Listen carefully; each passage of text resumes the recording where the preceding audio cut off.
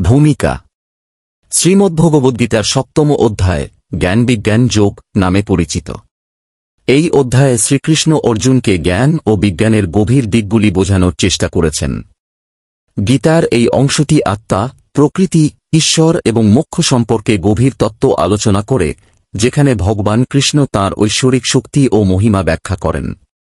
এই প্রবন্ধে আমরা ৭ম অধ্যায়ের মূল বিষয়বস্তু, কথোপকথনের কারণ, উদ্দেশ্য এবং সংশ্লেষণের মাধ্যমে এর বিশদ বিশ্লেষণ করব।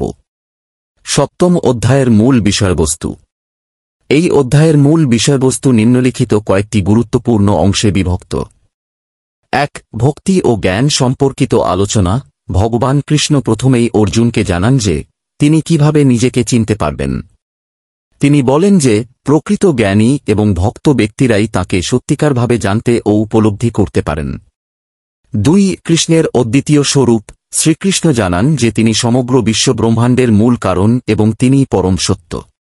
তিনি ৭টি মৌলিক উপাদান, পৃথিবী, জল, আগুন, বায়ু, আকাশ, মন, বুদ্ধি এবং অহংকার দ্বারা গঠিত তাঁর প্রকৃতি সম্পর্কে ব্যাখ্যা দেন।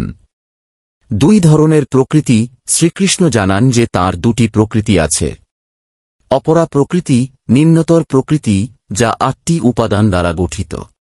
পরা প্রকৃতি, উচ্চতর প্রকৃতি, যা জীবাত্মারূপে উপস্থিত। কৃষ্ণই সকল কিছুর মূল। কৃষ্ণ ব্যাখ্যা করেন যে তিনিই সমস্ত কিছুর উৎস ও কারণ। জড় এবং চেতন উভয় প্রকৃতির সমন্বয়ে তিনি সমগ্র বিশ্ব পরিচালনা করেন। মোহ ও বিভ্রান্তি। তিনি অর্জুনকে বলেন, মায়ার কারণে সাধারণ মানুষ তাঁকে জানতে পারে না। শুধুমাত্র যারা সচ্চরিত্র ও ভক্তিভাবে তাঁকে আরাধনা করেন তাঁরাই তাঁকে চিনতে পারেন। ৪ ধরনের ভক্ত। ভক্তদের ৪টি প্রধান শ্রেণী তিনি উল্লেখ করেন। আর্ত, কষ্টে থাকা ব্যক্তি। জিজ্ঞাসু, যিনি ঈশ্বর সম্পর্কে জানতে চান। অর্থার্থী, যিনি ধন সম্পত্তি চান। জ্ঞানী, যিনি পরম সত্য উপলব্ধি করতে চান। এদের মধ্যে জ্ঞানী ভক্তই শ্রেষ্ঠ, কারণ তিনি নির্বিচারে ভগবানকে ভালোবাসেন। অল্পবুদ্ধি মানুষ ভিন্ন দেবতাদের পূজা করে। কৃষ্ণ বলেন, অনেক মানুষ অন্য দেবতাদের পূজা করে, কিন্তু সেই পূজার ফল সীমিত ও সাময়িক। একমাত্র ভগবান কৃষ্ণের শরণ নিলে চূড়ান্ত মুক্তি লাভ করা সম্ভব। অজ্ঞানের কারণে মানুষ বিভ্রান্ত হয়। তিনি বলেন, মানুষের মধ্যে যে মোহ, কামনা ও লোভ আছে তা তাদের সত্যজ্ঞান অর্জন করতে বাধা দেয়। সত্যিকারের মুক্তির পথ। কৃষ্ণ বলেন, যাঁরা তাঁর চরণ শরণ নেন তাঁরাই প্রকৃত মুক্তি লাভ করেন এবং এই মোহ ও বিভ্রান্তি থেকে পরিত্রাণ পান। কথোপকথনের কারণ।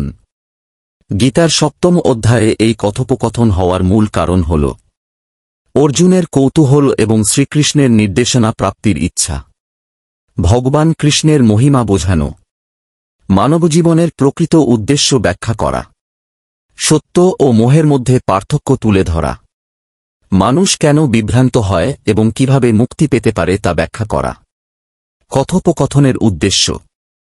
এই কথোপকথনের মূল উদ্দেশ্য হল ভগবানের প্রকৃত রূপ ও শক্তি সম্পর্কে অর্জুনকে সচেতন করা।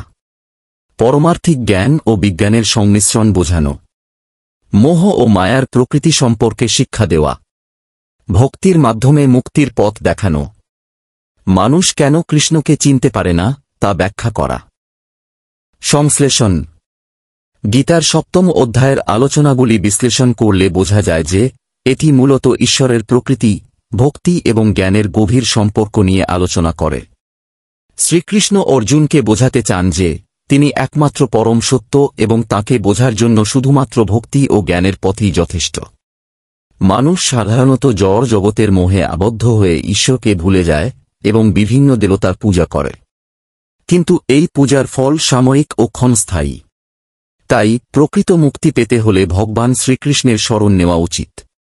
এই অধ্যায়ের শিক্ষা হল ভগবানকে চিনতে হলে ভক্তি, জ্ঞান ও বিজ্ঞানের সংমিশ্রণ প্রয়োজন।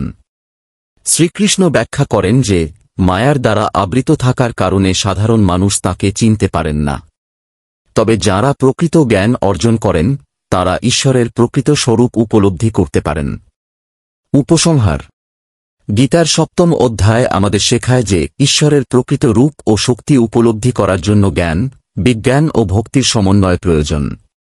ভগবান কৃষ্ণ আমাদের জানান যে শুধুমাত্র ঈশ্বরের প্রতি একনিষ্ঠ ভক্তি ও সমর্পণের মাধ্যমেই সত্যিকার মুক্তি অর্জন করা সম্ভব। এই অধ্যায়ের শিক্ষা অনুসরণ করলে মানুষ মায়ার বন্ধন থেকে মুক্ত হয়ে প্রকৃত জ্ঞান অর্জন করতে সক্ষম হবে এবং তার পরম লক্ষ্যে পৌঁছাতে পারবে। তাই এই জ্ঞান শুধু অর্জুনের জন্য নয়, সমগ্র মানবজাতির জন্য প্রযোজ্য।